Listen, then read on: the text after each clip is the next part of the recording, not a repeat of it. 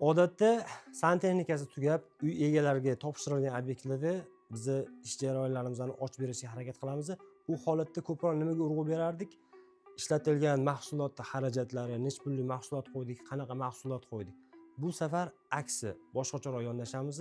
Bu uyda qanaqa yechim qildik, qanaqa mahsulotlardan foydalandik va bizga qo'ygan mahsulotlarimizni uyga va uy egasiga qanaqa effekt va foydasi tegayotgani haqida gaplashamiz. Ko'pchilikni ko'p vaqtini olmaslik uchun eng qiziq joyimizda qozonxonani boshida ko'rsatib ketamiz. Bu qozonxonamizda 480 kvadrat bino uchun mo'ljallangan 32 kilovatlik kotel qo'yilgan. Boshida rasm muhokama bo'lgan edi. Yetadimi, yetmaydimi, istadimmi, yo'qmi deb. Hozir ko'rib o'zingizlar baho berasizlar.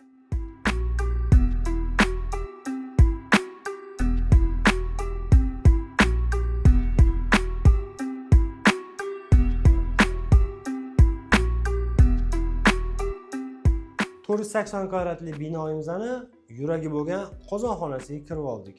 Boya aytib o'tganimdek 32 kilovatli kotel yetadimi, yetmaydimi degan savolga nuqta qo'yib ketamiz. Ko'rishingiz mumkin, 32 kilovatli unikal koteli konsessionniy ishlab turibdi. 55 gradusga qo'yib qo'yganimizda uy komfort gradusda ishlayapti. Uni hozir yana tepada bemalol ko'ramiz.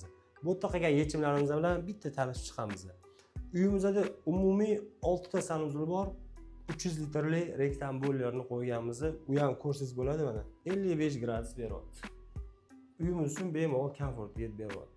Mabodo gaz bo'lmay qolsa, nimadir bo'lib qolsa deb elektrический kotel qo'yib ketganmiz, lekin hali bundan foydalanmadik. Undan tashqari qozonxonamizni aytib o'tilmagan yana bitta fishkasi, hovlimizda 50 kubaga yaqin bir dona basseynimiz bor.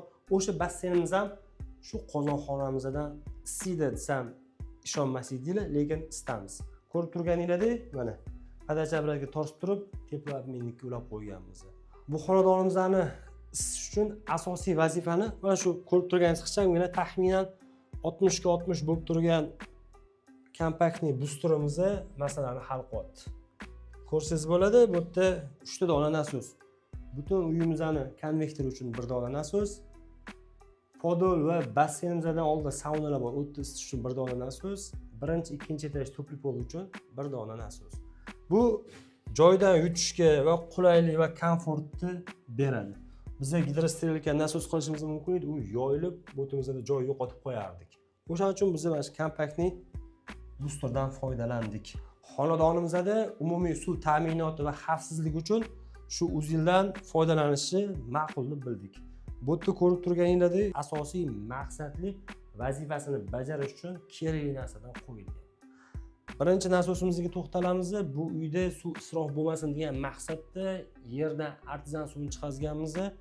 Artezan suvimiz chiqib turib, nasosdan o'tib basseynga va hovlimizdagi polivli uchun xizmat qilyapti. Undan keyin to'g'ridan-to'g'ri ichimlik suvini taxlaganmiz. Bu yerda filtrimizdan o'tib turib, yo'mkisga kirib, yo'mkisimizdan chiqib, nasosdan keyin xonadon egalariga foydalanish uchun, foydali bo'lish uchun filtr qo'yib, filtrdan o'tkazib, undan keyin xonadonga suv tarqatganmiz. Filtr nima uchun deydigan bo'lsangiz, bizda hozir bilamiz, suvimizda har xil qattiq minerallar ko'p, o'shani yo'qotib yumshatish maqsadida. Bu ertaga xonadon egasiga nimani beradi? Badan qurishi, soch to'kilishi yoki badanda qichishish bo'ladigan holatlarni bu ancha yo'qotib beradi. Filtrdan o'tgan suvimizni uylarga taqsimlashni boshlaymiz. Filtrdan o'tgan suvlarni biz bu yog'iga luchovoy razvodkada tortganmiz. Xonadonimizda har bitta sanuzul, dush, oshxona, saunalarga alohida issiq suv, alohida sovuq suv, alohida resirkulyatsiyani tortib kelganmiz. Qaysidir sanuzulda yoki oshxonada muammo bo'lsa, bemalol shu joyga tushib turib o'chirib qo'yilsa bo'ladi. Qolgan hamma joyimizda suv bo'ladi. Bizga kelgunimizgacha muammoni uy egalari o'zlari bemalol bartaraf qilib tura oladi. Qozonxonamizda avariyli holat bo'lib suv toshadigan bo'lsa, uni oldini olish uchun biz bu yerda Neptun kranlaridan foydalanganmiz. Ko'rib turgan bo'lsangiz, 3 ta Neptun kranini qo'yganmiz. Artezan suvimiz uchun qo'yganmiz. Sentralniy suvni qo'yganmiz. Undan tashqari yo'mkisdan kelayotgan suvimizga qo'yganmiz. Mabodo suv toshqini bo'lsa, shu bir dona datchi 3 yillik kranni avtomatik tarzda yopadi. Bu kranimizni yopguncha suv toshgan suvimizni yamamizga tushadi. Yamadik, bu nasosimizni to'g'ridan-to'g'ri kanalizatsiyaga olib beradi. iloyim unaqa holat bo'lmasin, lekin baribir shunaqa holatlarni ham hisobga olib qo'yganimiz yaxshi. Hovlida sug'orish tizimi uchun gazollarimizdagi Hunter avtomatikalarini qo'yganmiz. Bu nimani beradi desa, uy egasi har doim kirib, o'chirib, yoqib yurishlari shart emas. Vaqtga, kunga, soatga qo'yib qo'yilsa, avtomatik tarzda bu o'zini o'chirib, yoqib, xohlagan vazifani bajaradi.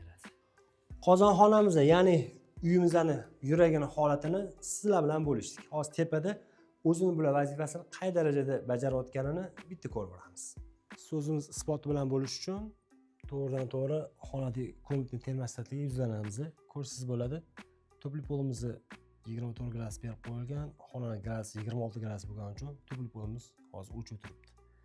Konvektorimizni 27 gradus berilgan, konvektorimiz ishlab turibdi. Aytmoqchi bo'lganim 30-35 qizdirmayapti. Katta ko'tarish shart emas. Katta boya ko'rdinglar, 55 gradusda uyga bemalol komfort gradusda ta'minlab beryapti. Bunga qo'shimcha ancha omillar bor, bularga yana to'xtalib o'tamiz.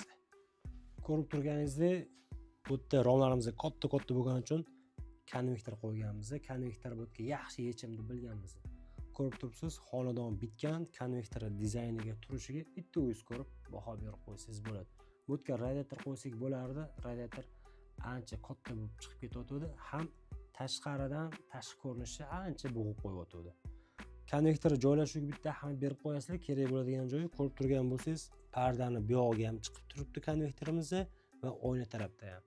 Bu eng katta yutug'imizni oyna tarafdan keladigan suvni to'g'ridan-to'g'ri kesish vazifasini va uy isitish vazifasini bajarib beryapti. Bu xonadonda sanuzullarni ham premium klassda komfort qilib bitirib berganmiz.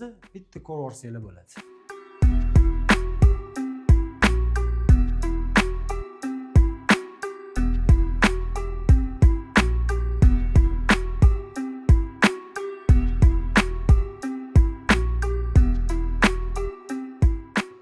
Ko'rib turgan bo'lsangiz, bu sanuzulimizning ichida trap ko'rinmayapti. Lekin biz bu yerda trap qo'yganmiz. Devor ichida turadigan noodatiy Vega trapidan qo'yganmiz. O'zgacha dizayn, o'zgacha yechim va komfort. Xonadon egalari uchun alohida tahoratxona qilganmiz. Buni ham ko'rsanglar bo'ladi.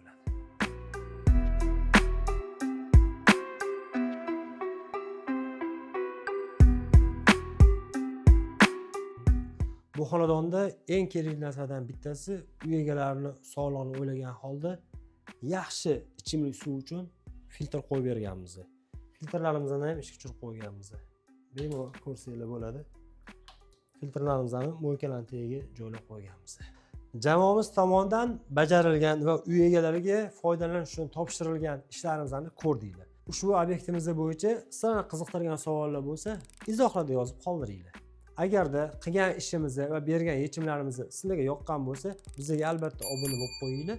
Bundan keyin bundan ham yaxshi obyektlarimizni qilayotgan ishlarni sizlar bilan birga bo'lishamiz.